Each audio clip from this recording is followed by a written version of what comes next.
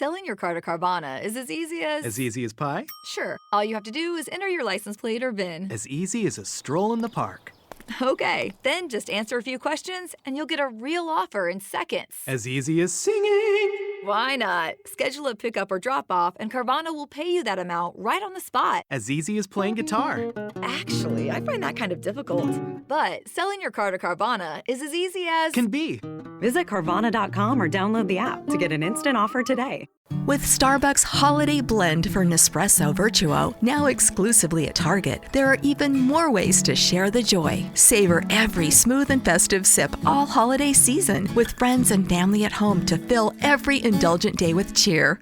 $2.7 billones a la economía mundial. Toda vez que existen riesgos. Más del 90% son MIPYMES, que generan 80% de...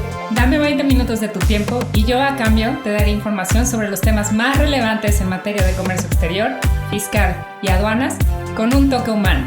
Y hagamos un trueque, un podcast de TLC Magazine México. ¿Qué tal? Muy buenas tardes. Bienvenidos a todos. Buenas tardes, doctor Máximo. ¿Cómo está? Muy bien, pues buenas tardes. Bienvenidos. Buenas tardes, ingeniero Enrique. ¿Cómo está? Bien, gracias. Bien, también. Muy bien, Lupita. Adelante. ¿Qué esperamos? Creo no veo a... Muy bien, ya llegó el doctor Íñigo, que es nuestro invitado del día de hoy. Bienvenidos a todos en esta edición más de Hagamos un Trueque. El día de hoy tendremos al doctor Íñigo Lanchares con el tema Finanzas Internacionales, Mercado Forex. Y si me permiten, voy a leer la semblanza del doctor Íñigo.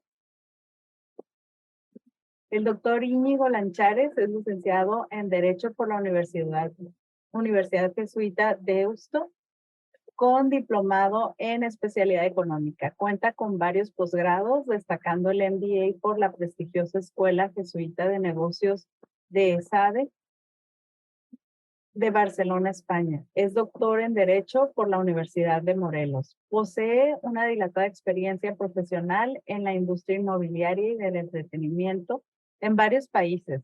A todo ello se le une la experiencia académica como profesor en materias jurídico-financieras en varias universidades norteamericanas como West Hill Institute y Alliance University, así como universidades mexicanas como la Universidad Iberoamericana, Universidad de Anáhuac, Universidad Cristóbal Colón de Veracruz, Universidad de Desarrollo Empresarial y Pedagógico, Escuela Comercial de la Cámara de Comercio, Escuela de Posgrado de Derecho, Instituto Nacional de Derecho Penal, Instituto de Estudios de Posgrado en Comercio Internacional, entre otras, y bueno, también ya es también catedrático de Trade and Law College, y es miembro de la Barra de Abogados de San Sebastián desde 1986 y desempeñó con tan Buenas solo tardes, 35 Gerardo. años de edad Estoy... el cargo de juez del Tribunal Superior de Justicia del País Vasco durante el año judicial 1998 a 1999. En la actualidad compagina su actividad docente como profesor universitario con la consultoría y los negocios privados. Ha escrito numerosos artículos en prensa, tanto en España como en México, sobre seguros, impuesto municipal de plusvalía, temas bancarios. Igualmente, ha escrito varios libros académicos sobre la industria del juego, mercadotecnia y operación de casinos, siendo miembro del Consejo Académico del Instituto de Estudios Superiores de Administración de Casinos y también los artículos en TLC Magazine que no se los pueden perder. Bienvenido, doctor Íñigo. Muchísimas gracias, Guadalupe. Buenas tardes a todos los asistentes.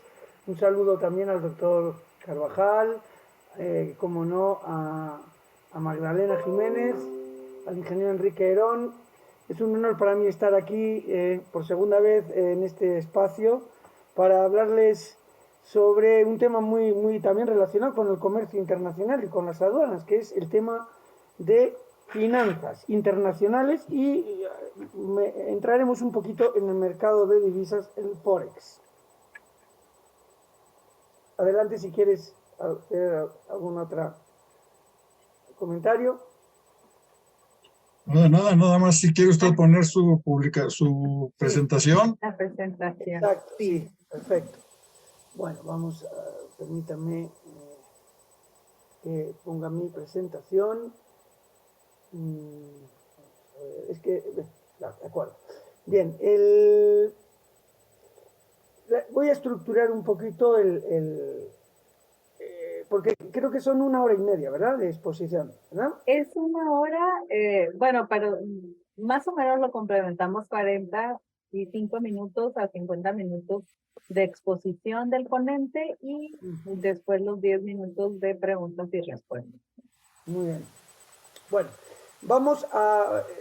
voy a exponer un poquito de la teoría monetaria para entrar un poco en materia, a ver el dinero, es decir, el dinero, la aparición del dinero, las funciones del dinero y la clasificación del dinero, para entrar ya inmediatamente en el sistema monetario internacional desde antes de la Primera Guerra Mundial hasta nuestros días. Es el sistema monetario internacional que nos rige y veremos un poquito el tema de desequilibrios en la balanza de pagos, los ajustes que se pueden hacer en la balanza de pagos, y en la parte final rápidamente hablaré del mercado Forex, del mercado de divisas. Bueno, de la teoría monetaria, muy brevemente, porque realmente no hay tiempo, esto sería una clase más de, ¿verdad?, de posgrado o de carrera universitaria, la evolución del dinero. Si yo preguntara aquí al auditorio cuándo creen que aparece el dinero, pues no, mucha gente no sabría decirlo, ¿verdad? En las sociedades prehistóricas existía, y lo saben muy bien los aduaneros y los comerciantes, existía el trueque. Ya supone una especialización, es decir, en esas sociedades prehistóricas, que por supuesto no tienen unas estructuras políticas y sociales muy avanzadas, tienen una estructura política totalmente familiar y clánica y tribu. El trueque ya supone una especialización, una división del trabajo, es decir, el intercambiar cosa por cosa ya es un avance, porque para satisfacer las necesidades lo más lógico es que alguien se especialice en algún tipo de producto y llega a tener por la curva de aprendizaje un expertise, una especial, o porque está dotado naturalmente o por aprendizaje de una especial habilidad, y lo pueda cambiar por otras cosas, ¿no? No sé, truchas por manzanas o pieles de conejo por, no sé, por madera, ¿no? Para calentarse. Entonces, el trueque es la primera forma de comercio. No porque sea la más primitiva, es la menos válida. De hecho, hoy en día existe el trueque en páginas de economía colaborativa, en internet, etc., ¿no? Bien, ahí os pongo los inconvenientes del trueque. Obviamente, el trueque pues es muy primitivo. Primero, porque no se puede establecer la relación de intercambio bien. No sabemos cuántas truchas hay que cambiar por la piel de conejo o cuántas perdices cambiar por la madera. No está muy bien la relación de intercambio fijada. La tienen que fijar las dos partes. Es difícil encontrar una persona que quiera lo que tú produces y que él tenga lo que tú quieras. Hay dificultades de portabilidad, dificultades de divisibilidad, obviamente. No puedes comprar una trucha por 3,5 huevos porque pues, no puedes dividir un huevo, etcétera, etcétera. Es muy difícil el ahorro, es más difícil el ahorro, la acumulación. Se puede, pero de forma muy limitada. Los perecederos no se pueden atesorar, no se pueden acumular. En la Edad Antigua es cuando los historiadores fijan la aparición del dinero mercancía, es decir, aquel dinero que es cosa intermedia, de forma que la gente pueda cambiar cosa por esta mercancía intermedia y a su vez esa mercancía por otras cosas. Esto ya es un avance también en el mundo financiero, porque el dinero mercancía nos da la posibilidad de acumular ese dinero mercancía cambiando las cosas que nosotros producimos mejor, y en un momento dado esta dinero mercancía lo podemos distribuir en compras diversas de otros productores. Lógicamente, el dinero mercancía que se utiliza al principio de la antigüedad son cosas con valor intrínseco, es decir, cosas con valor de uso. No sé, cacao en América, la sal en Europa, la sal que era precisamente para conservar los alimentos, era muy codiciada. La sal servía de dinero mercancía. De todos los dineros mercancías que existieron, ¿no? Pues también se usaban las cabezas de ganado. Todavía nos queda, ¿verdad?, el chiste ese de que en Arabia te cambian, no sé, tu coche por 2 camellos, ¿no? Sin duda, el dinero mercancía que más exitoso de todos es, sin duda, el metal precioso. El oro y la plata en menor medida, sobre todo el oro. El oro, por sus características intrínsecas, como activo intrínseco, con valor de uso, es el llamado a ser dinero mercancía. Sin duda el oro. El oro tiene una serie de características químicas, es indestructible, es fácil de dividir, es imposible de imitar, de falsificar, tiene un bonito color áureo y es escaso, es el que hay en la tierra, no se puede fabricar más oro, y sus características hacen que tenga un valor de uso increíble. El oro, si nos ponemos a pensar, el oro tiene un valor como activo intrínseco maravilloso, sirve para piezas dentales, sirve como para los textiles, como hilatura de oro, sirve como conductor. Todos nuestros celulares tienen en sus circuitos un poco de oro, porque es un maravilloso conductor, mucho mejor que el cobre. Sirve incluso para comer, el oro sirve para comer, se puede espolvorear postres, los grandes chefs lo hacen con oro y es tan noble el oro que se puede hasta comer. El oro fue a partir de la Edad Antigua el metal que constituyó el dinero mercantil. Bueno, cuando se descubrió, porque claro, el oro no se iba a llevar en pepita o en unos tochos, sino que se fue haciendo unos discos con ese oro y se fue amonedando, se fue poniendo un cuño, eso se dice acuñar moneda, pero en el que el valor de la moneda es su valor facial, equivalía a su valor intrínseco. Por lo tanto, valía lo que valía el oro. Bien, en cuanto el oro pasa a ser sin duda el dinero mercancía. Es en la Edad Media, cuando nos encontramos con la aparición del dinero signo o dinero representativo. ¿Qué es el dinero signo?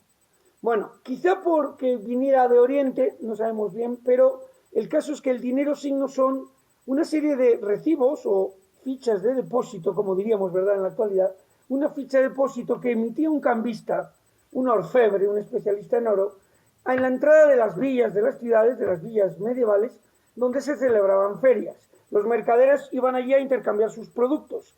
A la entrada de las villas estaban estas personas en unos bancos, no suena, ¿verdad?, la palabra banco, y estas personas recibían el oro, las monedas de oro y plata de los mercaderes, sobre todo oro, y entregaban a cambio un pagaré o una ficha al portador primero. Ulteriormente se empezaron a hacer nominativos. A cambio del oro que dejaba en custodia el mercader, se le entregaba esta ficha. Esta ficha luego servía para hacer transacciones en la feria. Obviamente, esa ficha iba circulando como medio de pago. Al final, el mercader hacía balance de las cosas que había adquirido y de las fichas con las que había entrado y las fichas que le quedaban. Y las podía redimir en esos bancos a la salida de las ferias por el oro que había en depósito. Entonces nos damos cuenta que esas fichas todas estaban respaldadas por oro, todas.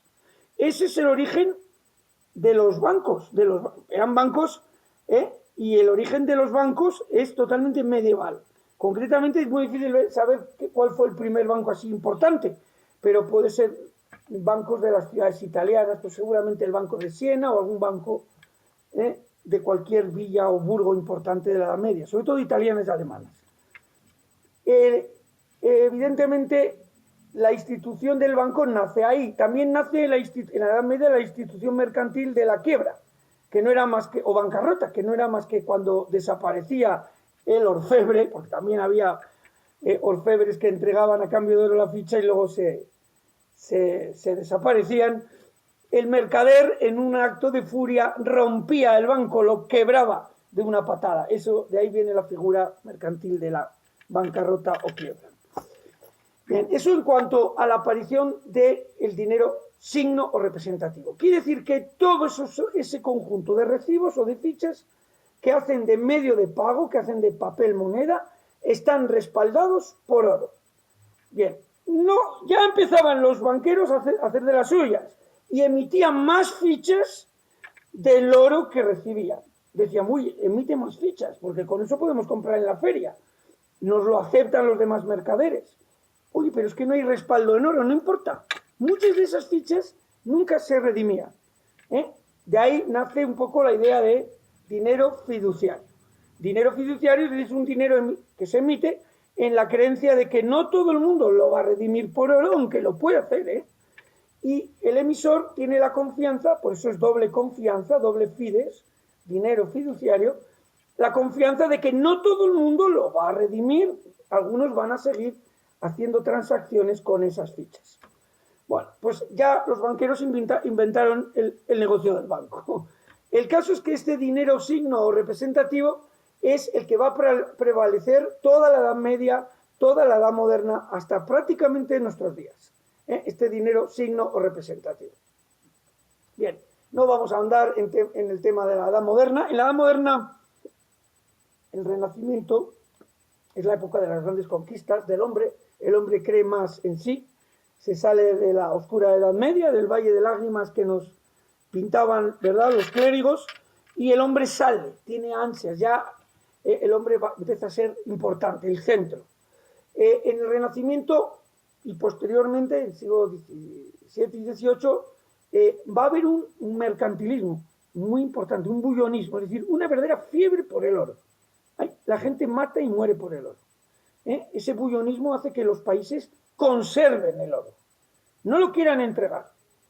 Bueno, ahora veremos qué maneras hay de incrementar el oro. Lógicamente, si el incremento es necesario para poner más fichas en circulación, más dinero en circulación. Bien, la revolución industrial no les voy a hablar porque eso es tema, ¿verdad?, de la carrera, pero sí saber que a finales del siglo XVIII y muy principios del XIX, estos hombres protestantes británicos como Adam Smith o David Ricardo fueron los que teorizaron sobre el capitalismo moderno. Por eso yo les llamo y se les llama padres del capitalismo. Ponen los cimientos del capitalismo moderno. La edad contemporánea para los historiadores empieza con la Revolución Francesa en 1789 y prácticamente llega a nuestros días. El Estado quiere monopolizar la emisión de esas fichas de depósito que emitían los cambistas a la entrada de las ferias, en las villas. Y aunque los bancos siguen emitiendo esas fichas contra oro, el Estado cada vez va a querer monopolizar, que sea un banco solo el que emita esas fichas. Ese banco se va a llamar Banco Central. El Banco Central primero de todos surge en Inglaterra en el siglo XVII, el Banco de Inglaterra, y van surgiendo los subsecuentes bancos centrales, el Banco de España, el Banco de Francia, etc. Todavía hay bancos que han emitido dinero hasta hace relativamente poco. Hasta hace 120 años, 100 años, han emitido bancos privados. Pero el Estado quiere monopolizar, porque ve que, primero, un signo de soberanía es, además de tener ejército y tener fronteras, es emitir tu propio dinero. Ya lo sabían incluso los medievales, los feudales medievales que tenían en sus tierras y heredades su propio dinero mercancía, su propio oro acuñado. Bueno, vamos a ver muy brevemente, porque si no nos come el tiempo, el concepto de dinero. Dinero es todo aquello que sirve de medio de pago, es de aceptación universal y está expresado en unidades de cuenta. Por lo tanto, dinero es un poder abstracto de compra frente al conjunto de bienes y servicios que produce un país o una comunidad. Bien, funciones del dinero, muy importante, porque esto habremos de aplicarle a las nuevas formas de dinero que hay ahora, que ahora los jóvenes millennials nos hablan de criptomonedas, de bitcoins, tienen que cumplir el dinero estas 4 funciones. Sin duda, las tiene que cumplir. Medida de valor, es obvio, igual que la distancia se mide en metros o el peso se mide en kilos, bueno, los anglosajones en libras y en yardas, ¿no? Pero lo mismo que hay una medida de la distancia o hay una medida del tiempo, hay una medida del dinero, de la riqueza, que es la unidad monetaria o unidad de cuenta. Sirve para valorar las cosas. Ya dejamos eso de 2 truchas por una manzana o esos sistemas primitivos del hombre prehistórico y nos encontramos con una unidad de cuenta. Medida de valor. El dinero sin duda cumple esta función, medida de valor. Nos sirve para medir la magnitud de los flujos y de los stocks y de los activos que tienen los sujetos económicos. Bien, eso sería la primera de las funciones, medida de valor. Este automóvil cuesta, no sé, $30.000 o $20.000 o $80.000. Bien. Segundo, medida de cambio. Esta función es fundamental, el dinero, igual que la anterior, tiene que existir. En el momento en que ese dinero es aceptado por la comunidad como medio de pago, sirve para liberar deudas, es el medio de pago. Liberatorio de deudas se materializa a fuerzas en unos objetos, en un papel moneda o en unas monedas de latón o de níquel. It's time for another season of The Palmetto Porch, an original podcast from Discover South Carolina. I'm Devin Whitmire. Join me as I get to the heart of what makes South Carolina such a great place to visit by speaking to the locals who make it so special. Premiering December 5th, find The Palmetto Porch wherever you get your podcasts. And for more information about our show, visit scpalmettoporch.com. Hello, it is Ryan, and we could all use an extra bright spot in our day, couldn't we? Just to make up for things like sitting in traffic, doing the dishes, counting your steps, all the mundane stuff. That is why I'm such a big fan of Chumba Casino. Chumba Casino has all your favorite social casino-style games that you can play for free anytime, anywhere with daily bonuses. That should brighten your day a little. Actually, a lot. So sign up now at ChumbaCasino.com. That's ChumbaCasino.com. No purchase necessary. VGW Group. Void where prohibited by law. See terms and conditions. 18+. Se materializa en eso y sirve para hacer las transacciones. El dinero como unidad de cuenta no tiene por qué tener existencia física. No. Yo me acuerdo antes de que naciera el euro, la Unión Europea, entonces Comunidad Económica Europea, estableció el ECU. El ECU era una medida de valor. No tenía existencia. Yo nunca vi un ECU. Lo mismo cuando le preguntas a un anciano británico, oiga, ¿cuánto cuesta su carro? Y te lo dan guineas. Oiga, señor, que ya no existen las guineas. Ya, pero es unidad de cuenta. Existen ya las guineas, pero mucha gente lo tiene en su cabeza como unidad de cuenta. No, esto cuesta 800.000 guineas. Bien, el dinero como medio de cambio sí debe de existir físicamente. El dinero como instrumento de ahorro. Esto es una cosa importantísima que nos ofrece el dinero, que era muy difícil con el trueque. El que los sujetos guardan parte de aquello que han conseguido en su colaboración en el proceso productivo, como factores productivos, esa renta monetaria la pueden atesorar, la pueden guardar y distribuir en el tiempo ulterior en una serie de gastos. Es decir, lo que nos ensalza el presente con el futuro es el ahorro. Importantísima, y sobre todo para los padres de la economía, para los padres del capitalismo, el ahorro, ahorrar. Entonces, nos facilita, como digo, el engarce del presente con el futuro. Si yo guardo renta monetaria, la puedo gastar en un futuro. No tiene que ser inmediatamente, como sí ocurría con el trueque. En los perecederos, si tú cambiabas truchas por manzanas, te tenías que comer las truchas, si no se echaban a perder. Bien, esto sería la función del ahorro. Los padres de la economía quizá no conocían bien, conocían como el dinero como instrumento de ahorro, pero no como se conoce ahora. Y por último, esta función no la conocía Adam Smith y David Ricardo, que era depósito de valor. Hay una apetencia, una preferencia por tener los activos en algo inmediatamente cambiable por bienes y servicios, que es el dinero. Hay una preferencia de liquidez. Y por lo tanto, esa es la función que tiene también el dinero, como depósito de valor. Es un activo que se apetece, se tiene preferencia sobre otros. Así como en la Edad Media o en la Edad Antigua el signo de riqueza era tener, no sé, cabezas de ovejas, por ejemplo. De ahí, de hecho, aquí nosotros utilizamos mucho la expresión, ese señor tiene mucha lana. ¿Por qué? Porque tenía cabezas de ganado. O los acres de un terrateniente, de un feudal. No, ahora, con la función del dinero de depósito de valor, es mucho mejor tener tu composición de patrimonio preferentemente en dinero, en cash. Esa es la cuarta función del dinero, depósito de valor. Bueno, concepto de liquidez y grado de liquidez, muy rápidamente paso. Liquidez es la propiedad que tiene algo de ser fácilmente cambiable por otro, admitido por todos.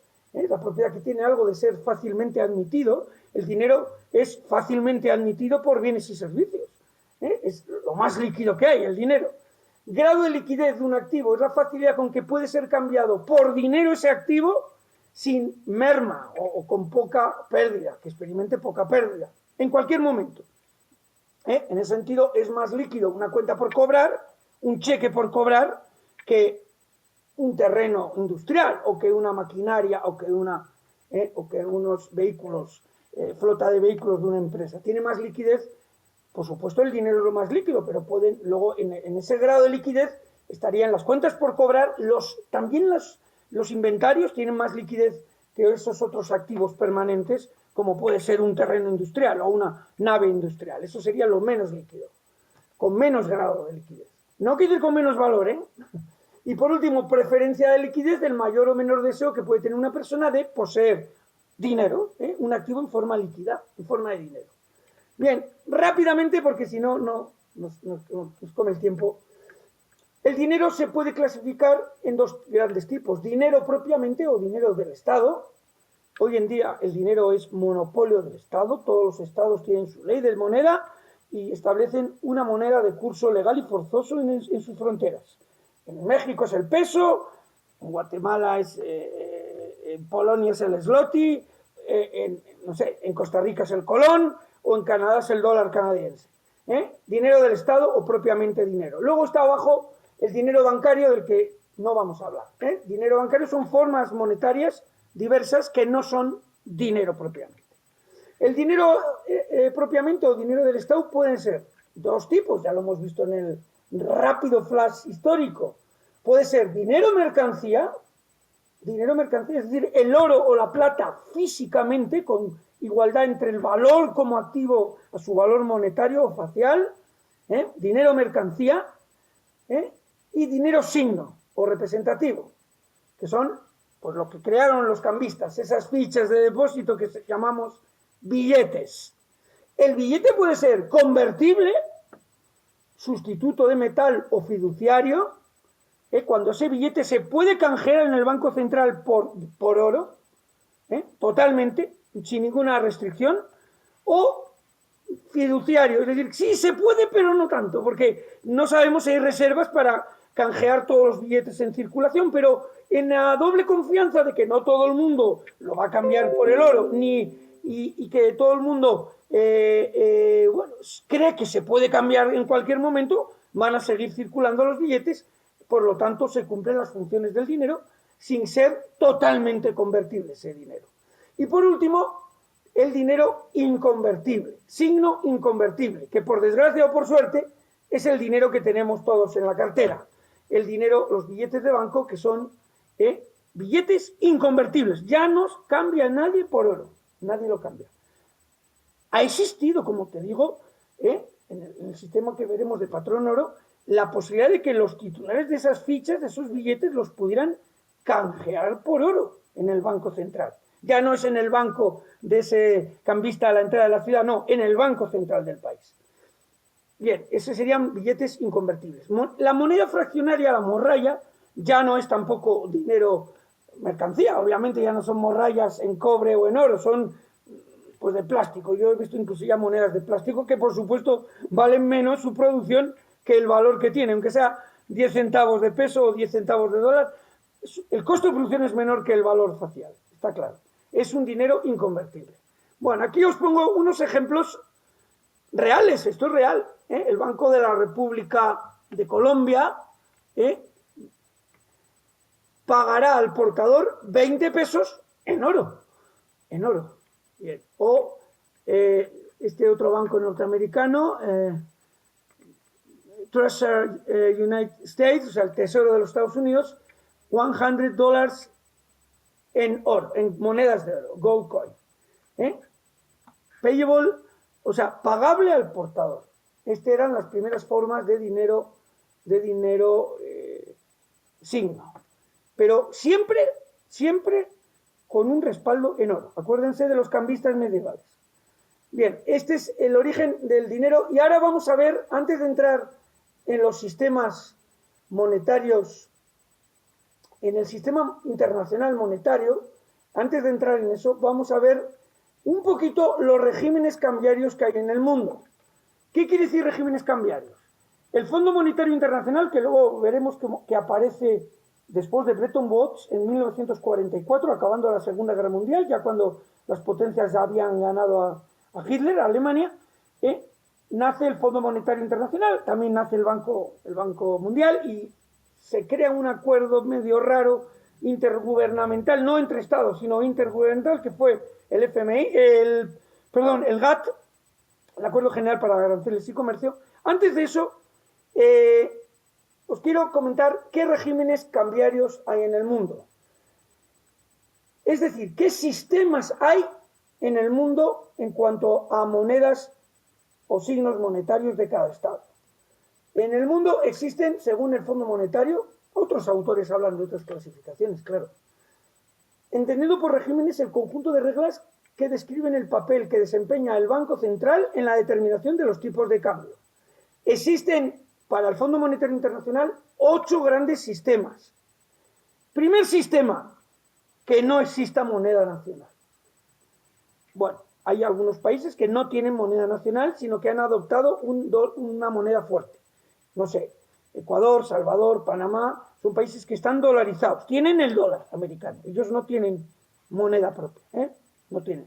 Sería un primer régimen, no tienen moneda propia nacional, adoptan el dólar americano, por lo tanto, están a lo que establezca la Reserva Federal en cuanto más emisiones o menos emisiones de billete verde. Segundo régimen, Consejo Monetario. El Consejo Monetario es un régimen que establece de manera fija, yo diría monolítica, como mármol, petrificadamente, el tipo de cambio de la moneda nacional con una moneda fuerte. Por ejemplo, Consejo Monetario se establece por ley paridad fija de la moneda nacional con el dólar, por ejemplo. Esto lo usó fue una mala experiencia, pero lo usó Argentina a principios del siglo XXI, en el año 2000, estableció una paridad, un austral, un dólar americano. Por ley. Esto solo se puede cambiar por otra ley del Consejo de Ministros. Obviamente, las tensiones que hubo fueron fuertes, porque la oferta y demanda de australes determinaban una depreciación bestial del austral frente al dólar. En vez de cotizar 1 a 1, pues se podía haber ido a 400 australes un dólar. Pero mantuvieron ese tipo de cambios que se llama Consejo Monetario. Luego, los regímenes 3 y 4 son como el Consejo Monetario, pero no tan rígidos. También es un sistema cambiario fijo. Moneda pegada, le llaman moneda pegada. Moneda nacional pegada, pegada al dólar generalmente. O bien al dólar, o a una canasta de monedas, o incluso puede estar dentro de una pequeña banda. Es decir, no puede variar el tipo de cambio de esa moneda nacional respecto a esa moneda o cesta de monedas más que un poquito. Tiene una pequeña banda de más menos 1%, etc. Bien, el tipo de cambio o los regímenes del tipo 5 y 6 son lo que se llaman tipo de cambio de ajuste gradual. Bueno, esto es como ocurría aquí con las gasolinas, que todos los lunes pues se ajustaba el precio según la oferta y demanda del mercado. Bueno, ese sería un tipo de cambio de ajuste gradual. Cada cierto tiempo gradualmente se cambia la paridad. Sigue siendo un régimen cambiario bastante fijo. No tan fijo como el Consejo Monetario o la moneda pegada, obviamente. El tipo de cambio de ajuste dentro de banda es exactamente lo mismo, ya que fluctúa en una banda. La moneda nacional generalmente con el dólar. Los tipos de cambiarios 7 y 8 son, por eso los pongo en azul, son los de flotación libre. El régimen 7 es una flotación sucia, que se llama en el argot. ¿Por qué? Porque es una flotación con trampa. Sí, se deja flotar la moneda en el mercado de monedas, pero con gran vigilancia del Banco Central. El Banco Central no permite que se vaya abajo la moneda, no permite. ¿Cómo no lo permite? Pues de la única manera que puede intervenir y es vendiendo dólares. De sus reservas pone en el mercado dólares a la venta y así sostiene la paridad de su moneda nacional. Bueno, hay países que de tanto sostenerlas han quedado sin dólares. ¿Cómo no? Siempre sale el ejemplo de Argentina. Argentina no tiene dólares. La Reserva Central, o sea, el Banco Central de Argentina no tiene dólares. Por eso pone el gobierno tantas restricciones al comercio, tantas restricciones al uso de tarjetas por turistas en el exterior, etcétera, etcétera. Incluso contraviniendo la OMC, la Organización Mundial de Comercio, y contraviniendo al Fondo Monetario. Pero bueno, flotación administrada es una flotación donde más o menos se deja la moneda nacional flotar a las fuerzas del mercado, pero siempre echada el ojo, siempre vigilado por el Banco Central. Y el octavo régimen es la libre flotación. Es decir, la moneda flota libremente a lo que establezca las fuerzas de oferta y demanda del mercado. Lógicamente, en el caso de México, el Banjico deja flotar libremente al peso, pero sí es verdad que si hay una comisión cambiaria que establece que si en un día la variación es de más del 1%, tiene que ser fuerte, ¿verdad? En un día del 1% entra automáticamente la comisión de subasta para vender dólares o comprar dólares, en el caso de que se apreciara mucho el peso, que no es el caso, ¿verdad? Entonces, la flotación libre también implica que el Banco Central pueda intervenir ocasionalmente sin un nivel preestablecido, ¿verdad? Y de manera transparente, pero sí también en libre flotación el Banco Central está al quite, ¿verdad? Como los toreros, al quite para ver que no se vaya la moneda muy para arriba, muy para abajo. Bien. Vale. Otras clasificaciones de tipo de cambio, bueno, tipos fijos y flexibles, ya hemos dicho, los regímenes del 1 al 6 son fijos y los regímenes de 6, 7 y 8 serían flexibles o de libre flotación. Tipos de cambio de equilibrio, pues aquel que permite mantener una posición sostenible en balanza de pagos. Todos los países buscan un tipo de cambio de equilibrio, que establezca un equilibrio en la balanza exterior. Equilibrio. Puede ser efectivamente un país que importe más que exporte, bien, tendrá una balanza por cuenta corriente negativa, deficitaria, pero lo puede compensar con la balanza de capital, con entradas de capitales, ya sean capitales permanentes o sean capitales golondrina, es decir, inversiones que lo mismo que entran se van. Pero tiene que buscar un tipo de cambio de equilibrio, que equilibre esa balanza de pagos. No importa que la cuenta corriente sea negativa, ¿no? Pasa en las mejores familias, pero que lo pueda contrarrestar con la balanza de capital. O al revés, hay países que tienen problemas de superávit, como Japón, que tiene gran superávit. Exporta más de lo que importa, tiene más remesas o tiene más, porque claro, y también van otros ingresos por cuenta corriente, balanzas de servicios, etcétera. Por ejemplo, México, a lo mejor la balanza comercial es deficitaria, pero luego tiene unas buenas remesas de connacionales que mandan dinero desde Estados Unidos, o el turismo, por ejemplo, el turismo en el caso de España, los ingresos por turismo son vitales para la balanza de pagos. Bien, tipos competitivos. Se entiende por tipos competitivos aquellos tipos de cambio que no son los de equilibrio, no son los correctos, son incorrectos, pero se usan para reducir la importación y fomentar la exportación. Obviamente los países se vigilan entre ellos para que no haya nadie que tenga tipos de cambio competitivos. Por ejemplo, hace poco a Japón le echaron la bronca a Japón en un G20. ¿Por qué? Porque creían que estaba haciendo para que el yen bajara y se iba a comer todo el mercado, el sector exportador japonés. Los demás países, Taiwán, Vietnam, Corea se quejaron, ¿no? ¿Qué está haciendo Japón? ¿Está teniendo tipos alterados, tipos competitivos? Japón contestó que no. Japón contestó que ellos en su política interna monetaria, como han querido combatir la deflación, la inflación negativa, pues le han tocado, ¿verdad?, al piano, le han tocado un poquito la masa monetaria, han aumentado masa y eso ha hecho que se deprecie el yen, pero que ha sido sin querer queriendo, ¿no? Bien, vamos con, después de ver los sistemas monetarios, los regímenes monetarios en el mundo, vamos a ver muy brevemente la historia reciente del sistema monetario, la historia más reciente, porque hemos hecho un repaso rápido desde la prehistoria, ¿verdad?, de cómo aparece el trueque y luego el dinero mercancía en la antigüedad. No sabemos de cuándo datan las monedas, no lo sabemos. Algunos historiadores creen que en Anatolia, en Turquía, no sé, monedas, oro monedado ya lo trajeron los fenicios a la península ibérica. Pero bueno, hemos visto ese repaso, ¿verdad?, rápido sobre las formas de dinero. Vamos ahora con qué ocurre desde 1875 hasta ahora. Es decir, la historia más reciente del sistema monetario internacional. Bien, en el patrón oro, basado, como hemos comentado, en esos documentos que emitían los bancos, la gente que estaba en unos bancos, que luego fueron los bancos, ¿verdad?, esas fichas de depósito totalmente respaldadas por oro, por lo tanto era un dinero signo convertible sustitutivo de metal, nos vamos a encontrar que este sistema funcionaba bien. Estaba basada sobre todo en una gran moneda del mundo, que era la del imperio británico. Entonces la libra esterlina era el centro del sistema monetario, del patrón oro. Todas las monedas tenían una paridad fija entre ellas a través del oro. Por ejemplo, habría que ver el peso mexicano de entonces cómo estaba con el oro.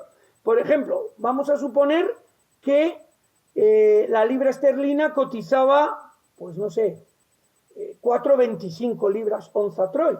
La onza Troy, que es la medida de oro más utilizada, son unos 32 gramos. Y digo unos 32 porque no siempre es exacto. Acuérdense que depende también de la ley, de la finura del oro. Pero unos 32 gramos aproximadamente la onza Troy equivalían, por ejemplo, a 4 libras con 25. Una onza Troy equivalía a 20,67 dólares. Obviamente ya teníamos la cotización fija entre dólar y libra esterlina.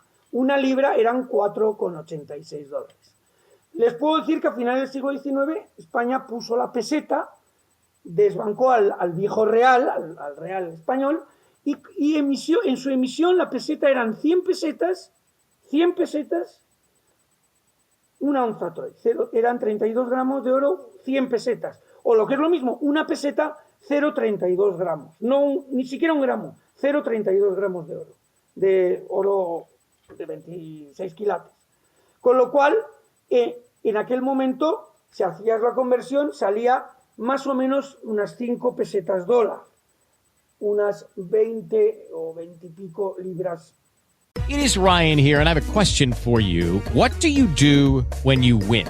Like, are you a fist pumper, a woo-hooer, a hand clapper, a high-fiver? I kind of like the high-five, but if you want to hone in on those winning moves, check out Chumba Casino. At ChumbaCasino.com, choose from hundreds of social casino-style games for your chance to redeem serious cash prizes. There are new game releases weekly, plus free daily bonuses, so don't wait. Start having the most fun ever at ChumbaCasino.com. No purchase necessary. VGW Group. Void where prohibited by law. See terms and conditions. 18+. Okay, round two. Name something that's not boring. A laundry? Ooh, a book club. Computer solitaire, huh? Ah, sorry, we were looking for Chumba Casino. That's right, ChumbaCasino.com has over 100 casino-style games. Join today and play for free for your chance to redeem some serious prizes. ChumbaCasino.com. No purchase necessary. Void where prohibited by law. 18+. Terms and conditions apply. See website for details.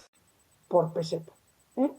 Perdón, 25 pesetas por libra, unas 5 pesetas por dólar. Salía. Como digo, todas las monedas tenían un cambio fijo a través del dólar, de la onza Troy.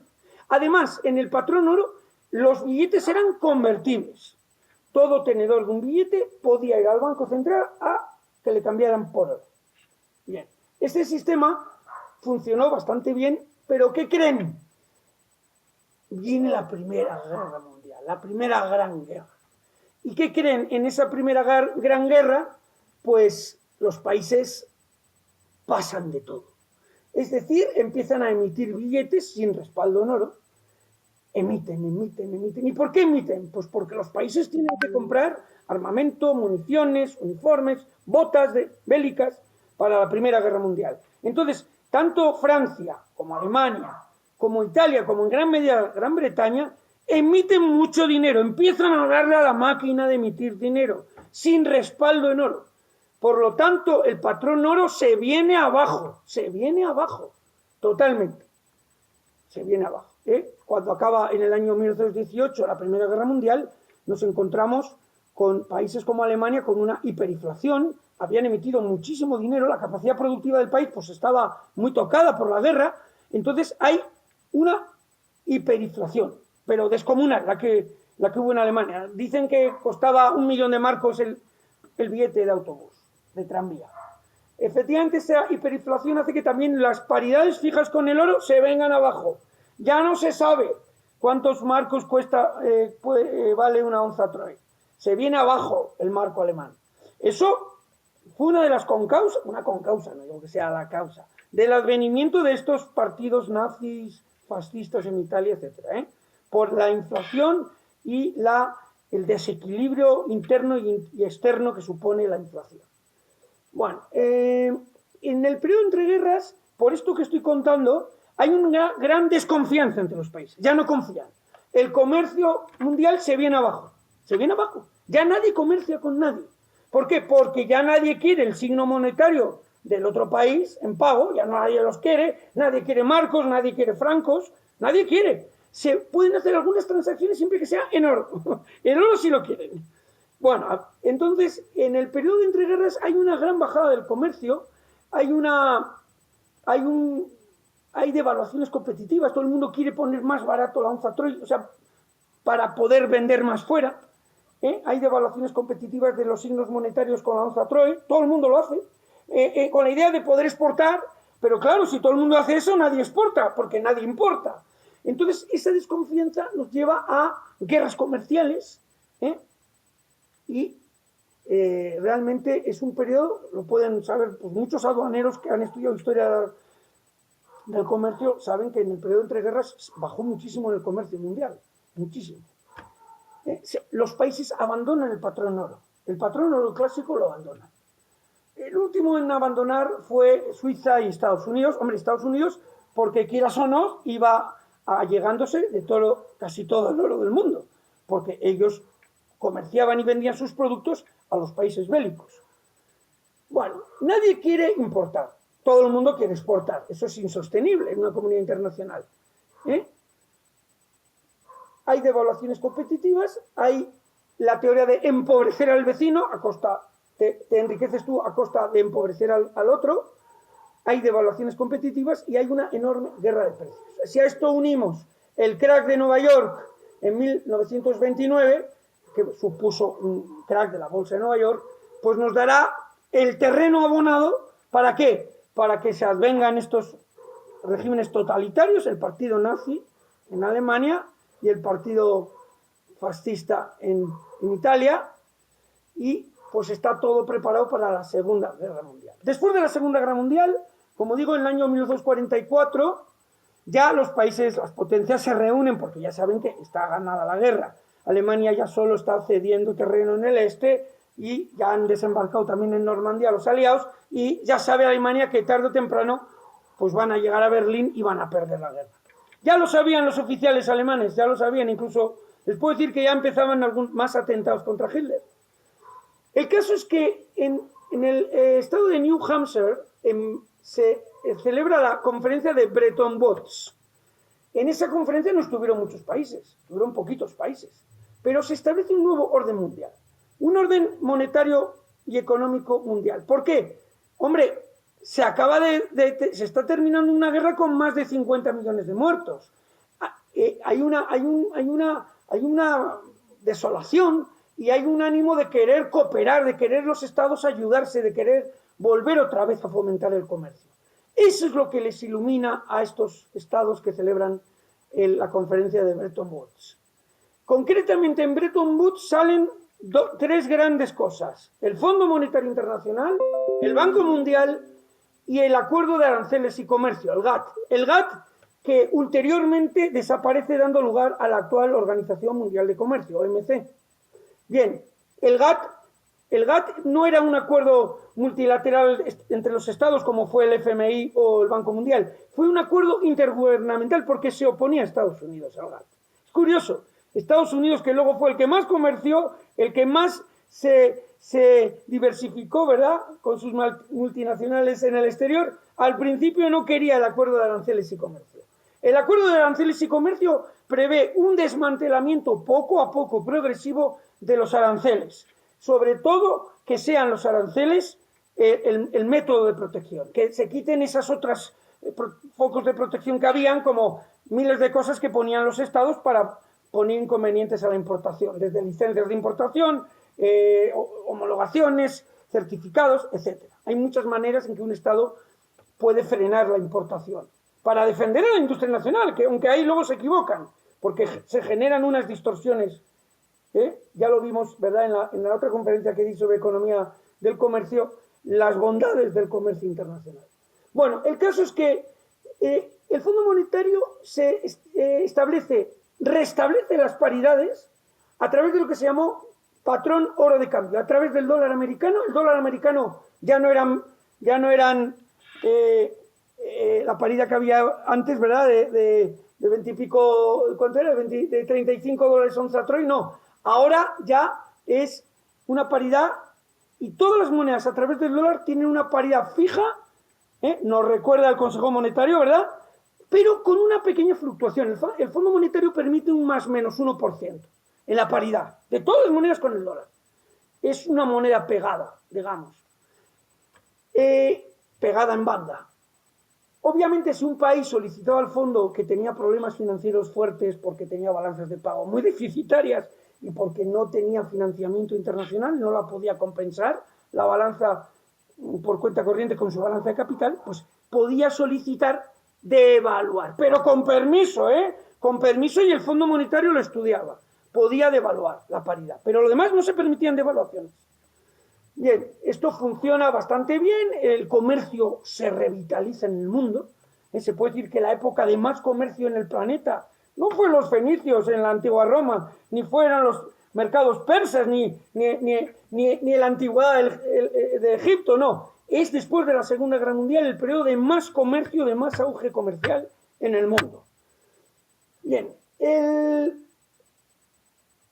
como digo, este sistema, claro, estaba basado en el patrón oro de cambio, estaba basado en el dólar. Algunos le llamaban patrón dólar, porque todo era con arreglo del dólar. Si un país quería tener más reservas de dólares, para sus transacciones debería tener superávit como socio comercial de Estados Unidos. Estados Unidos, con el recurso de emitir más dinero, podía comprar fuera lo que quisiera. Pero claro, eso, la liquidez del sistema estaba basado en los dólares que emitiera la Reserva Federal, pero a su vez esto producía cierta desconfianza, porque emitía dólares Estados Unidos y no se sabía si se podían todavía cambiar. El único unidad monetaria que se podía todavía cambiar por el oro era el dólar americano. Ese sí se podía seguir cambiando por oro en las arcas del Banco Central, de la Reserva Federal. Estados Unidos, a finales de los 60, tiene la guerra de Vietnam. En vez de financiar esa guerra, porque hay que financiarla, los tanques, las municiones, en vez de hacerlo vía impuestos o vía, no sé, bonos patrióticos, emite más dinero. Y le gusta, le coge gusto a la maquinita y empieza a emitir dinero, con lo cual el sistema se inunda de dólares. Hombre, en teoría eso es canjeable por el oro, pero bueno, Estados Unidos empieza a poner pegas. No, solo puede cambiarlo el Banco Central. Y además tiene que ser patrón oro de cambio restringido, tienen que ser lingotes, no puedes cambiar pedazos más pequeños. Con lo cual ya Estados Unidos da señales de fatiga, de que no puede cambiar todos los dólares del mundo por oro.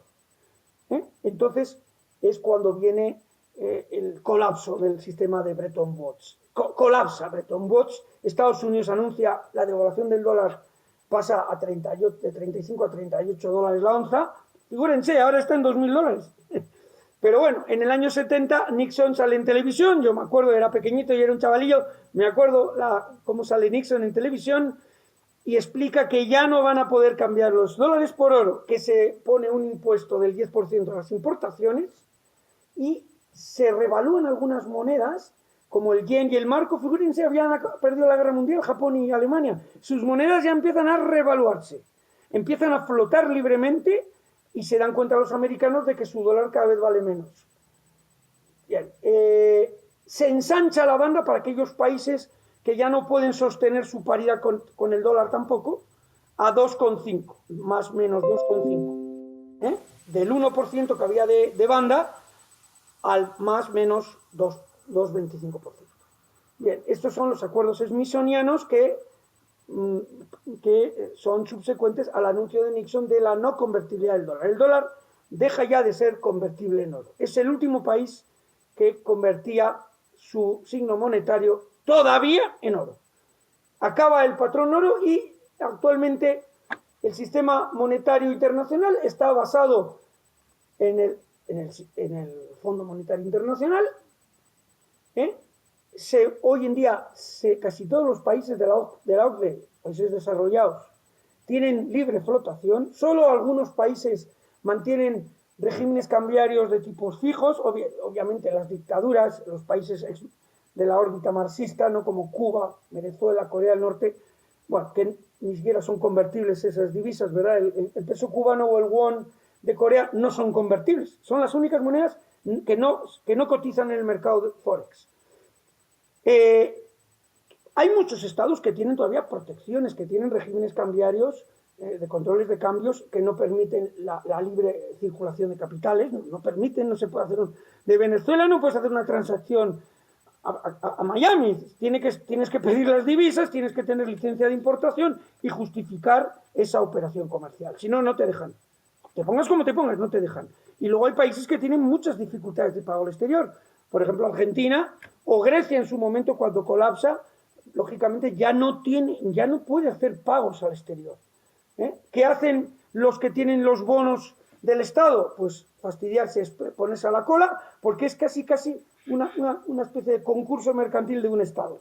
No se llega a tanto, pero si sus emisiones de bonos para financiarse vía cuenta de capital, vía balanza por cuenta de capital, si sus bonos no los suscribe nadie, o solo los suscriben a un interés muy alto, porque las calificadoras le ponen mala nota, pues el país está fregado. Argentina es un país fregado. No les auguramos buenos futuros a los argentinos, porque tienen nada de reservas de oro ya nada. Reservas en dólares muy pocas, y porque además ya nadie les vende a crédito, ni papel de baño, y es que son países que sus bonos además se impagan, porque los bonos argentinos no los pagan. Incluso ha habido episodios, ¿verdad?, incluso que le han querido embargar una fragata al ejército argentino, pero bueno, al ser un bien del Estado no es embargable según el derecho internacional público. Pero bueno, como digo, ¿qué papel tiene el Fondo Monetario? El Banco Mundial casi no da financiación, pero el Fondo Monetario monitorea, promueve políticas fiscales, monetarias, hace que los países tengan políticas responsables, impulsa el desarrollo del sector privado, impulsa que no haya monopolios, que haya mercados más o menos libres, señala los puntos débiles de cada país miembro. Acuérdense que el Fondo Monetario, casi todos los países de la ONU forman parte del Fondo Monetario, que hay que pagar una cuota según tu Producto Interior Bruto, una membresía, ¿no?, como si fuera el club asturiano, y luego los órganos directivos también van un poco por continentes y por la fuerza que tiene cada estado. Organiza rescates, ejemplo, los terremotos que hubo en Haití y los huracanes, pues Haití es un país totalmente fallido y a veces el Fondo Monetario le presta dinero. Promueve reformas de sistemas financieros, coordina esfuerzos internacionales para perfeccionar el sistema mundial monetario,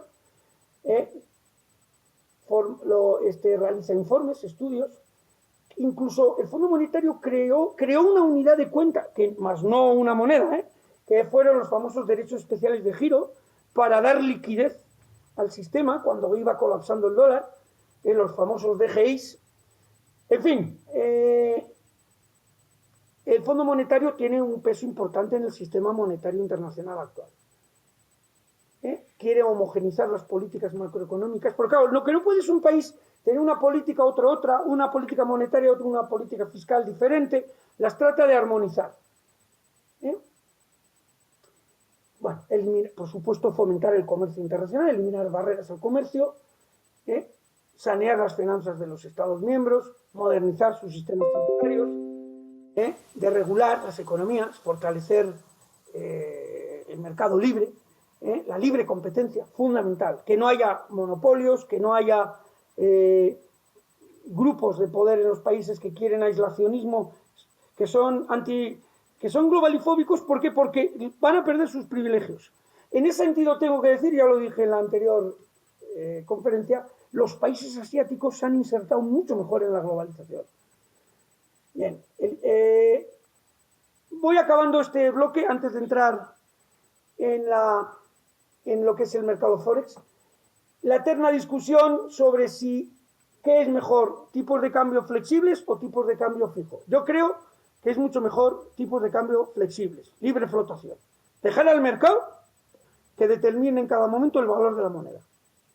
Que no haya impulso político, que no haya restricciones políticas o haya precios políticos.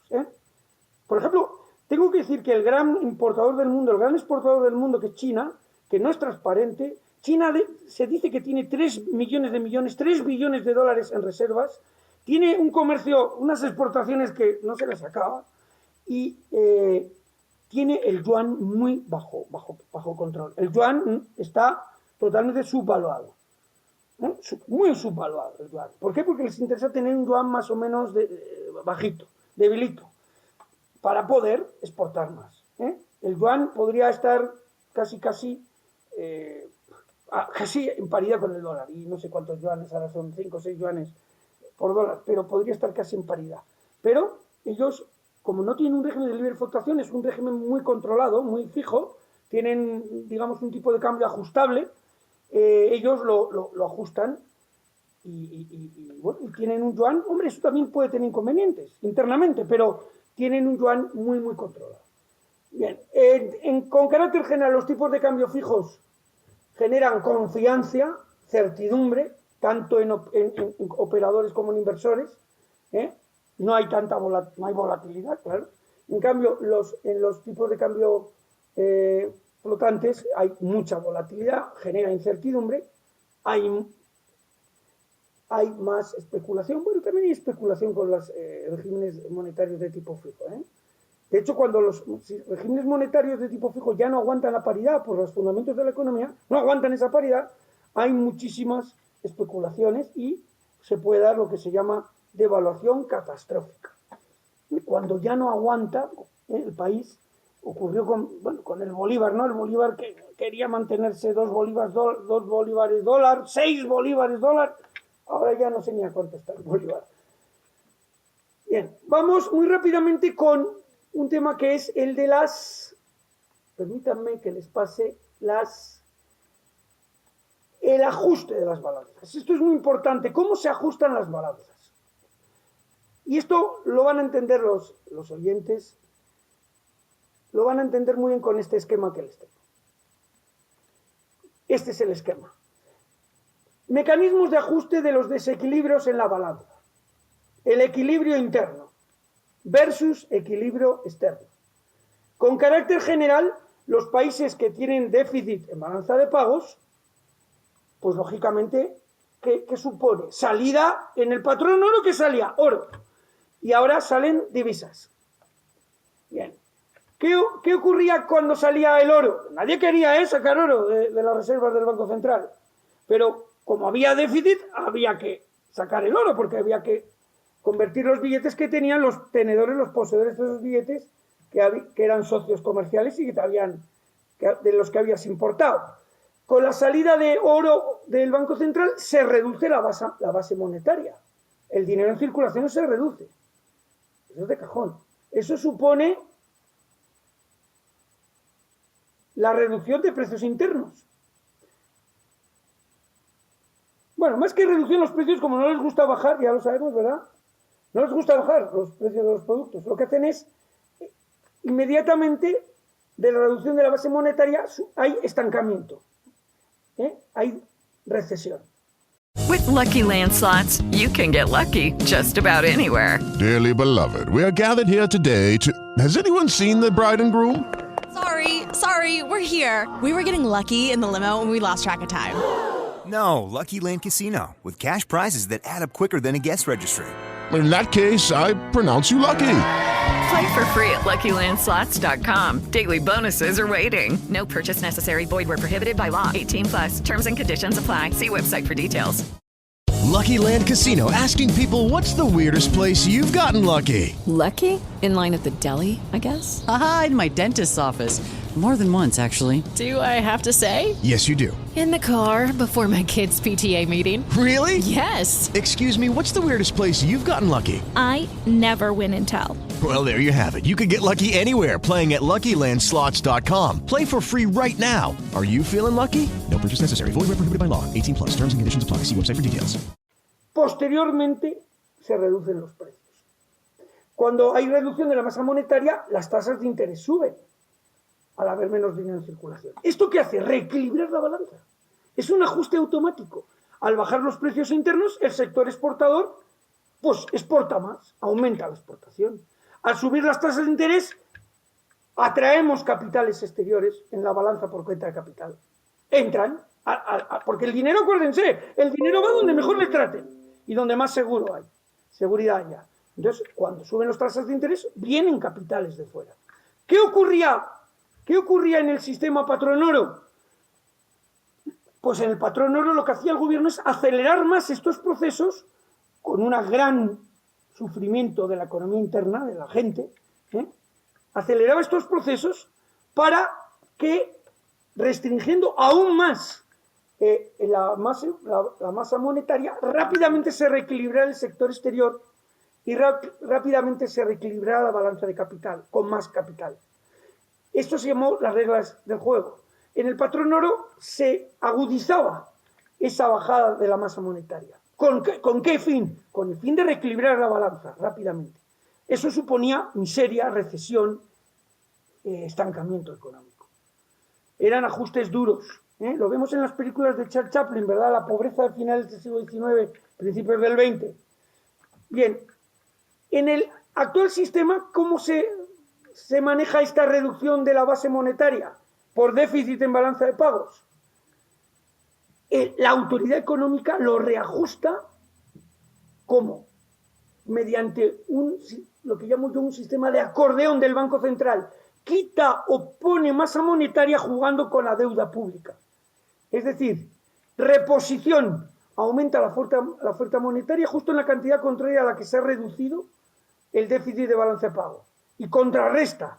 Es decir, actualmente ya no se sacrifica el equilibrio interno por el externo, sino que la autoridad, cuando hay un déficit en balanza de pagos, repone el dinero. En el caso contrario, esteriliza el dinero. Es cuando es lo contrario, cuando lo que hace es quitar dinero de circulación en el caso de superávit en balanza de pagos. Bien, como digo, en el actual sistema, la autoridad económica ajusta el equilibrio interno mediante reposición, aumenta la oferta monetaria, justo en la cantidad contraria que se ha contraído por el déficit de la balanza de pagos. Así no se resienten los precios en la economía. Tampoco aumentan las tasas de interés. ¿Cómo se logra? El Banco Central emite más dinero contra deuda pública. Aumenta la oferta en el mismo porcentaje que disminuyó con el déficit en balanza de pagos. Esa reposición es una neutralización, logra tener los precios internos inalterados. ¿Qué ocurre cuando al revés un país tiene superávit en balanza de pagos? ¡Buah! La gente se frota las manos, entran divisas al país. En el patrón oro clásico entraba oro. Acuérdense que el patrón oro clásico, todo el dinero tiene su respaldo en oro. Entraba oro. Bien. A finales del siglo XIX, y lo decían los padres de la economía en el siglo XVIII, un país ¿cómo podía hacerse con más oro? Pues o bien con superávit en balanza de pagos, o bien con más explotación minera en el país, con botines de guerra. España sacó mucho oro de América. Botines de guerra. No hay otra manera de aumentar el oro. Y por lo tanto el dinero en circulación. Con el superávit de balanza de pagos entra oro, y ¿eso qué supone? Aumento del dinero en circulación. ¿Qué se traduce eso?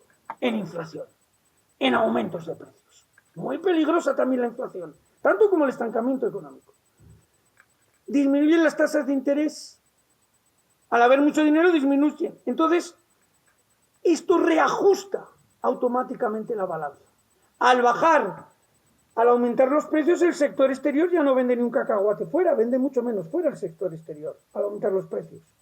Al disminuir las tasas ya no viene ni un dólar de fuera, ni capital golondrina, ni inversión extranjera directa, no viene nada.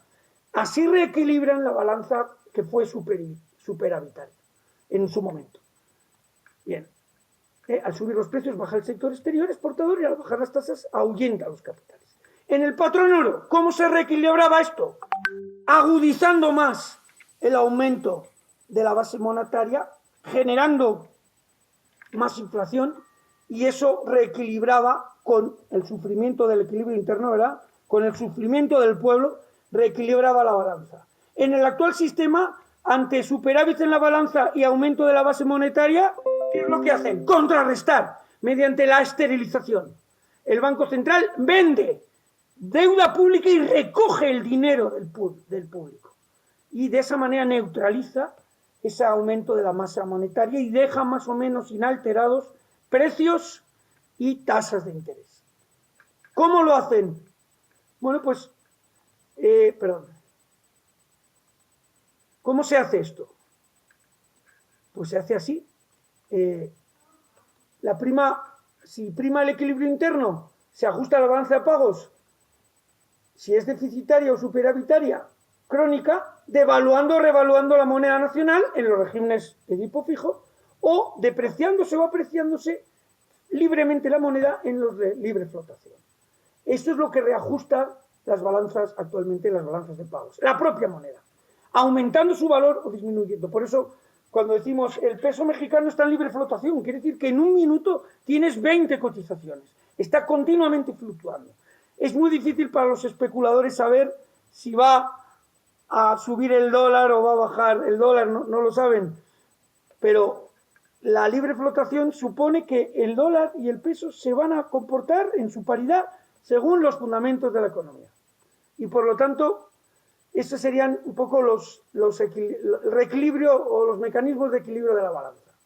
Bueno, con carácter general, los estados internamente, ya no hablo del sector exterior, internamente, ¿cómo le dan a la política monetaria? ¿En qué consiste la política monetaria? ¿Qué instrumentos tiene la autoridad, que es tan importante, Banjico, o el Banco de España o la Reserva Federal de Estados Unidos? ¿Qué pueden hacer para aumentar la oferta monetaria? ¿O para disminuirla, esterilizar o reponer? ¿Qué pueden hacer? Pues en los balances del Banco Central están continuamente jugando con deuda pública y dinero en circulación. ¿Cómo pone más dinero en circulación un país? Se lo han preguntado ustedes. ¿Cómo pone más dinero? Pues muy fácil. El gobierno dice, oye, mira, dame dinero para mi presupuesto de ingresos-egresos. Dame dinero. Y claro, el Banco Central pues tiene que obedecer lo que le dice el gobierno. Vale, te doy dinero, pero déjame algo escrito de que te lo he dado. ¿Y qué es lo que le da? Deuda pública. Por eso en los balances del Banco Central tienen el activo deuda pública, es decir, un reconocimiento de deuda del gobierno, y a cambio emiten billetes que se los dan al gobierno. Claro, el gobierno los usa obviamente para gastar en su presupuesto anual. También puede la política monetaria, además de la emisión de aumento de la masa monetaria emitiendo dinero, también puede tocarle a las entidades bancarias en sus coeficientes de caja, en sus coeficientes de solvencia. Puede de alguna manera tocar para aumentar o disminuir el crédito, bajando coeficientes, que los bancos centrales inmovilicen más o menos dinero del Banco Central, etc. Y por último, la política de tasas de interés. Los bancos centrales están continuamente diciendo, no, anunciamos 1/4 más de punto, 2/4 más de punto en la tasa de interés del dinero. Es una manera, obviamente, de influir en la masa monetaria y es una manera de poder contrarrestar la inflación. Ahora que está tan de moda la inflación, ¿verdad? Hay un artículo mío precisamente en la revista de TLC. Efectivamente, se pueden retocar las tasas de interés subiéndolas tantito, cuidado, porque es un mecanismo muy, muy delicado. Subes las tasas de interés, enfrías un poquito la economía, hay menos préstamos, hay menos emprendimiento, con eso bajas la inflación. Pero no te pases, porque si subas mucho las tasas, matas la economía. Al revés, si bajas las tasas de interés, estás fomentando, que es lo que ha habido antes de la pandemia. Por ejemplo, el Banco Central Europeo ha bajado las tasas hasta el 0%. Eso generaba mucha economía. Bien, hay que tener mucho cuidado con las tasas de interés. Es un tema muy delicado, porque si tocas mucho la tasa de interés al alza, genera rentismo. La gente dice, oye, ¿para qué voy a hacer un emprendimiento si resulta que el dinero en el papel del Estado me da un rendimiento fijo y seguro? ¿Para qué me la voy a jugar? Mucho cuidado. Bien, lo mismo las otras políticas, abriendo crédito, cuidado, también con el crédito. No vaya a ser que ocurra que los activos que garanticen los préstamos sean tóxicos, o sea, no valgan nada, como ocurrió en la burbuja, y entonces se venga también el sistema para abajo. Hay que tener mucho cuidado en todas las políticas que se toman. Y la emisión de dinero ni les cuento. Un país, bueno, Venezuela, por ejemplo, está, venga a emitir dinero, venga a emitir bolívares, claro. Ahora, por $1 te dan, no sé, 800 bolívares. Antes era 6 bolívares dólares, ahora es 800 bolívares dólares. ¿Por qué? Porque ha abusado el Banco de Venezuela en la emisión de dinero. Creen que emitiendo dinero van a solucionar los problemas. No, no solucionan los problemas emitiendo dinero. Bueno, vamos muy rápidamente porque nos queda... ¿Cómo estamos de tiempo, Guadalupe? No me queda nada, ¿no? Pues ya estamos sobre 12 minutos pasados de tiempo. ¿Qué? ¿Me permites 5 minutos? Claro que sí. Vale, mira, el mercado de divisas, bueno, es el mercado organizacional, sobre todo los bancos, las empresas, también inversores particulares, compran y venden divisas. Los mecanismos que facilitan ese cambio y el precio que se da, que es el tipo de cambio, se forma en el mercado de divisas. El mercado de divisas es un mercado como cualquier otro mercado. Oferta, demanda, la moneda de un país en términos de otra, eso es una divisa. Siempre que sean libremente convertibles. Todas las monedas son convertibles.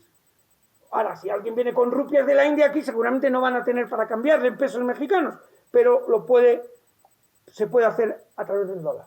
No hay problema. Una cosa, por lo tanto, es la convertibilidad de divisas y otra es la disponibilidad de divisas. Si tú vienes con rublos, pues seguramente no te van a cambiar. Pero no porque el rublo no sea convertible. El rublo es convertible. Las dos únicas monedas del mundo que no son convertibles son el won de Corea del Norte y el peso cubano. Esos están fuera de todo. Ahora lo que quieren hacer con la guerra de Ucrania es sacar también al rublo. Sacarlo del sistema. Bien.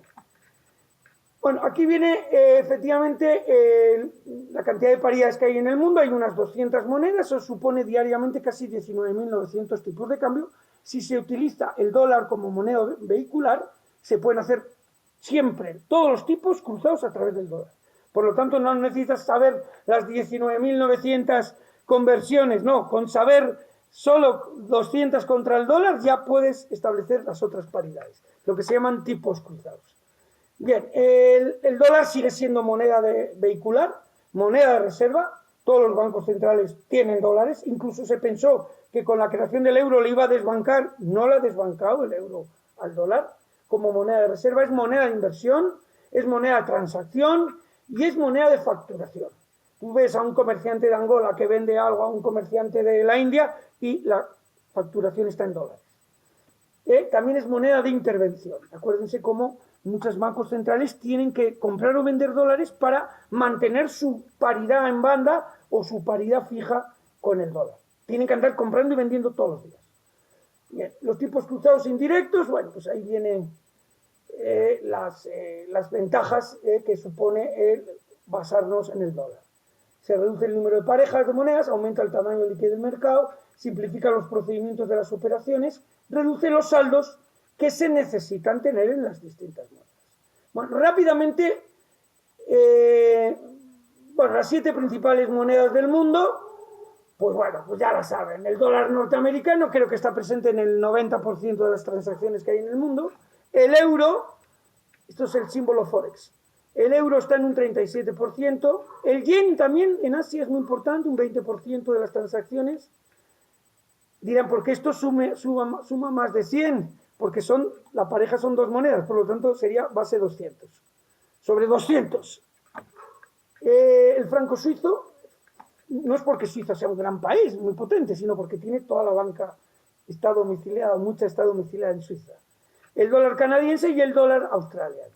Bueno, telegráficamente, características y funciones del mercado Forex, y ya con esto acabo. Características del mercado de divisas. Es un mercado global, oferta y demanda, que recoge la oferta y demanda de todo el mundo, global. Es el único y verdadero mercado global que hay en el mundo todavía, ¿eh? El único, a día de hoy.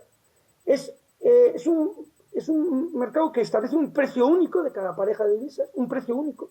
Es decir, el precio dólar-peso es igual aquí que estando en Hong Kong o estando en Nigeria.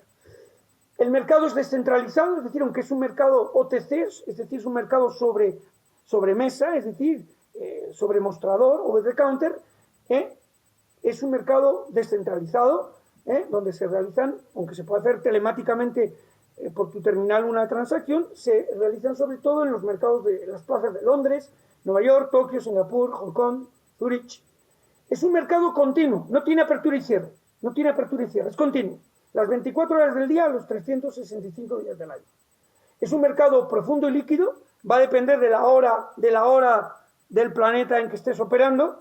Es decir, a la mañana de México está todavía abierto Europa, está ya abriendo Nueva York, está abriendo también Sao Paulo, y en cambio a la última hora ya en el oeste americano ya ahí es menos profundo el mercado, es menos líquido, hay más liquidez a las 8 de la mañana de México. Bien, es un mercado electrónico, hoy en día es electrónico, desde tu celular puedes hacer transacciones. Los bancos están intercomunicados vía SWIFT entre ellos, todas las transacciones están normalizadas vía SWIFT. Acuérdense que los bancos son muy importantes en el comercio exterior. Todo se hace a través de corresponsalías de bancos. Es un mercado de oferta abierta, cualquier persona puede pedir cotización a su banco y es de subasta doble. La cotización siempre te la tienen que dar en 2 sentidos, a la compra y a la venta. Funciones del mercado, voy acabando. Funciones del mercado. Bueno, el mercado nació primero para transferir el poder adquisitivo de las monedas. Si yo me quiero ir a la India, pues tenía que comprar rupias. Si yo me quiero ir a Polonia, pues tengo que comprar zlotys. Esa fue la primigenia función del mercado Forex. Posteriormente ya han nacido otras funciones que le han superado a la primera. Proporciona instrumentos de financiamiento en el comercio, lo saben, ¿verdad? Los que nos escuchen del comercio internacional, aduaneros, etcétera, saben que el mercado Forex proporciona instrumentos, carta de crédito documentario, remesa documentaria, orden simple, etcétera, cheque bancario, nos proporciona instrumentos y mecanismos de financiamiento del comercio y del IED, la inversión extranjera directa, y también la inversión en cartera. Y lo que es más importante, esta es la tercera función, que es casi el 80 o 90% de las transacciones del mercado Forex. Administración de riesgo, coberturas, derivados, forwards, options, swaps, etcétera, arbitraje y especulación. Son las grandes epígrafes del mercado Forex. Bueno, ya acabo ya. El mercado Forex tiene varios, aunque es un mercado único, tiene varios segmentos y varios niveles. Hay un segmento de contado, que es el famoso mercado de divisas de ventanilla, menudeo y mayoreo, que son para billetes, para turistas o para más de $10.000, en el caso del mercado del mayoreo, y el mercado interbancario, este es el más fuerte del mercado spot, de contado, el mercado de contado, el interbancario. Y luego ya están los otros mercados a plazo, opciones y tal, que esos son, como digo, futuros. Este es un poco el esquema, ¿no? El mercado de divisas, una parte, el 33% sería spot o contado, hay una parte forward o a plazo y otros derivados. Los mercados a forward son los outright, los swaps y los derivados pueden ser futuros, que no es más que un forward, pero hecho en la bolsa, en las bolsas, bursatilizado, y las options. Y con esto realmente no me ha dado tiempo, pero termino mi intervención. Ojalá la escuela me quiera dar la materia de finanzas internacionales. Yo la imparto en la Universidad Anáhuac. No solo finanzas internacionales, también doy administración financiera internacional. Quedo a sus órdenes, Guadalupe, doctor Máximo Carvajal, Héctor Castro, Enrique Herón. Quedo a sus órdenes para lo que gusten. Adelante. Muchas gracias. Y bueno, pues me permito entregar el siguiente reconocimiento. Hagamos un trueque, otorgan el presente reconocimiento al doctor Íñigo Lanchares por hacer un trueque en la plática virtual con el tema Finanzas Internacionales, Mercado Forex, el día 14 de noviembre del 2022. Lo firman nuestro presidente, el doctor Octavio de la Torre de Estéfano, y la directora de TLC Magazine, la maestra Daniela Martínez. Muchas gracias, doctor Íñigo, y pues un gusto tenerlo otra vez aquí. Muchas gracias, el honor que me hacen, encantado de estar aquí y ojalá me den algunas clases también ustedes en sus organizaciones. Gracias. Desde la Ciudad de México, bueno, ahora estoy con unas clases, ¿verdad? Sí, muy bien. Pues muchas gracias a todos y nos vemos el próximo miércoles. Muchas gracias. Adiós. Adiós, felicidades. Hemos llegado al final del trueque de hoy. Muchas gracias por acompañarnos. Esto fue Hagamos un trueque vía Zoom, un evento de TLC Magazine México. Si te gustó esta plática, no olvides compartir cada evento con tus contactos, para que así continuemos esparciendo conocimiento y nos mantengamos actualizados. Encuentra todas nuestras pláticas a través de nuestra plataforma de educación en línea ingresando a www.tlcmagazinemexico.com.mx en la sección de cursos, donde podrás verlos nuevamente sin costo. Si estás interesado en algún tema específico, envíanos un mensaje a través de las redes sociales de TLC Magazine México y buscaremos un experto que pueda aclarar tus dudas. Esto fue Hagamos un trueque. En The Home Depot puedes encontrar soluciones de almacenamiento que se adapten a tus necesidades, como estantes industriales Husky, con una capacidad de carga de hasta 2.500 libras por estante. Así que, sí, puedes soportar el peso de tus pesas, herramientas, cajas con todos tus recuerdos y más. Porque el sistema de almacenamiento adecuado debe ajustarse a lo que tú necesitas. Ahorra más con hasta 25% menos en almacenaje seleccionado por Internet. The Home Depot. Haces más. Logras más. Every day, my company gets scam phishing emails trying to get money or sensitive info. I wanted to protect my employees and my clients, so I checked out CISA's Secure Our World. They've got simple ways we can protect our businesses from online threats. First, teach employees to recognize and report phishing. Next, require strong passwords plus multi-factor authentication. And finally, turn on automatic updates for your business software. To learn more, go to CISA at cisa.gov/Secure Our World.